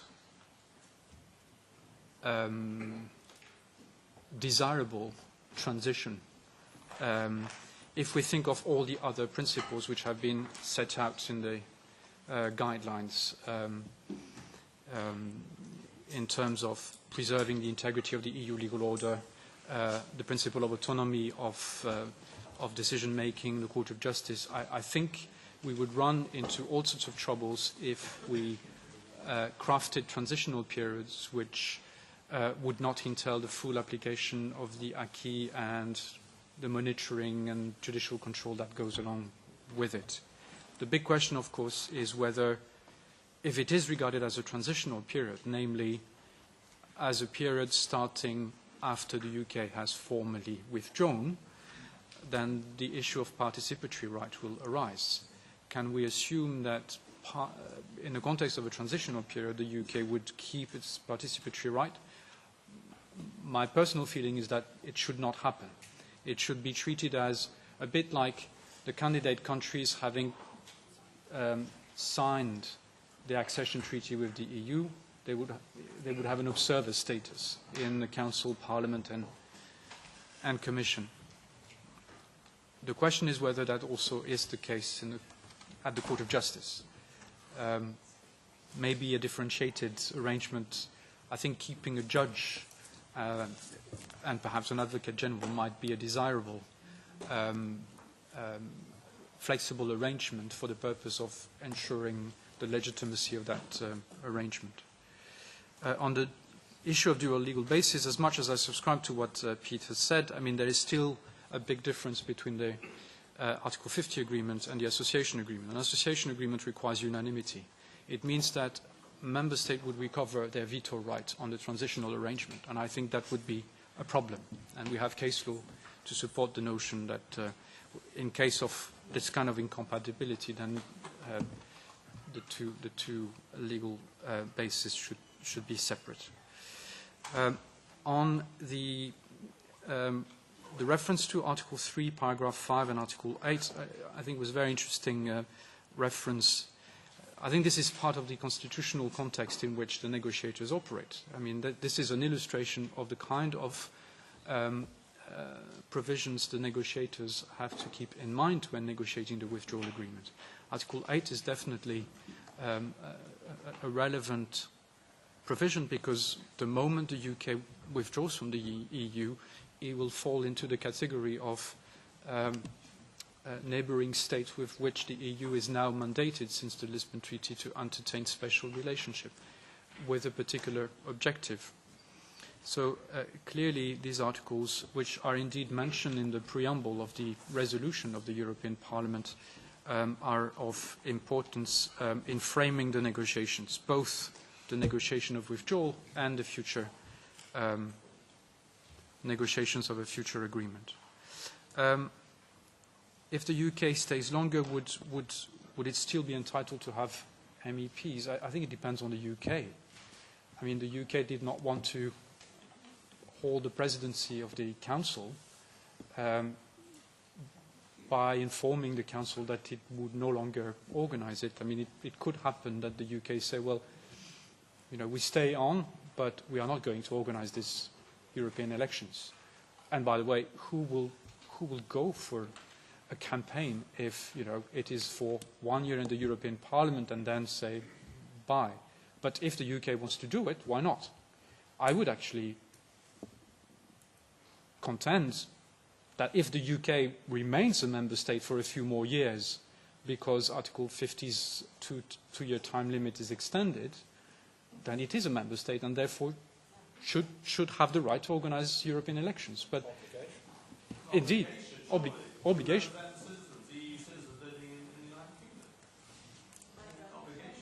Wouldn't you say that it was under an obligation to organise the presidency of the Council? My view is if the UK extended its Article 50 by unanimity for more than, say, a short period, it would be obliged to have an election. Otherwise, legislation would apply to it for which there was no representation, right, including the votes of 3 million EU citizens. Yeah. I mean, I would agree with that, but what if you don't have candidates? Because they're just not interested? We can always find candidates. Right, okay. On the UK leaving the EEA agreement, I mean, as Pete said, there are various opinions out there. The legal opinion at the EFTA Secretariat is that the moment the UK withdraws from the EU, it is no longer part of the EEA because Article 126 does no longer apply. There is this geographical scope of application which relates to, on the one hand, the EU, or the community as it is mentioned in the EEA agreement, and the EFTA states. As the UK will no longer be part of the EU pillar, then by definition the EEA agreement will no longer apply to the UK. The Norwegian Ministry of Foreign Affairs Legal Service is of the same view, and I understand that UCREP here is of the same view too. But there may still be a discussion as to whether notification might still be required for the UK effectively to withdraw. If you're interested, I just finished, sorry for the self-promotion, a report for the Norwegian government on the EEA aspect or the EEA implications of Brexit. I can send it to you if you like. The conditions for stopping the clock, I agree with what was said before, that in principle it would be very difficult for the EU to kick out what still is a member state of the EU. There's no legal basis for kicking out a member state. The only thing that the EU can do in relation to a member state is to suspend some of its membership rights. Article 7, we know how difficult it is to trigger. But that's completely irrelevant here. If there is a serious democratic decision within the UK to stay in, then the EU will have no other position but to say, okay. Having said this, I don't think it is only, that the UK on its own could stop the process. I think it would have to be somewhat negotiated. Article 50 is very unclear, if not, it doesn't say anything. But given that only paragraph 1 talks about the internal dimension of the decision to withdraw, the rest of the procedure involves EU institutions. And the UK on its own could not suspend that process. It would have to be in tandem with, I would say, the European Council. And if I were a member of the European Council, God forbid, I would definitely start for very strong assurances that this is not, going to go the other way again in a couple of years' time. But there is another view, which is, well, there's a last paragraph of Article 50, which says that Article 49 remains available. So there may still be the view that, and that I think will depend at what point in the process the question about reversing it would arise. If we were towards the end, and even if the Parliament was to reject the deal on the ground that it would prefer a membership deal, I don't think that would suffice to persuade all members of the European Council that that is good enough to stop the process and go back to the status quo. Ante. So, thank you very much. I have just a very short question to Professor Eickhout on revocability. Just, if I understood well, you said that the referendum on Brexit could be revoked by another referendum, but also by a decision of the Parliament. Do you think that constitutionally this in United Kingdom is possible? Yes, absolutely. I think Miller established that because the Miller judgment, both High Court and the Supreme Court, established that the referendum was purely advisory and that it was that a decision and a statute by Parliament was needed to actually leave the European Union. So, as a matter of constitutional law, I think Parliament would be sufficient. Thank you very much. I thank you for this, for having been here to discuss with us. I'd like to ask you, all three of you, in name of the chair, to send, if possible, your papers to the Secretariat, and they will be published in the website of AFCO. And I'll add that the EPRS has informed that the publication was recently issued on the UK withdrawal from the European Union, which contains an in-depth analysis made by several authors. We dispose of these papers here in the room if you want to have them, and the Secretariat will also include the link to this document in the page of the AFCO website dedicated to Brexit.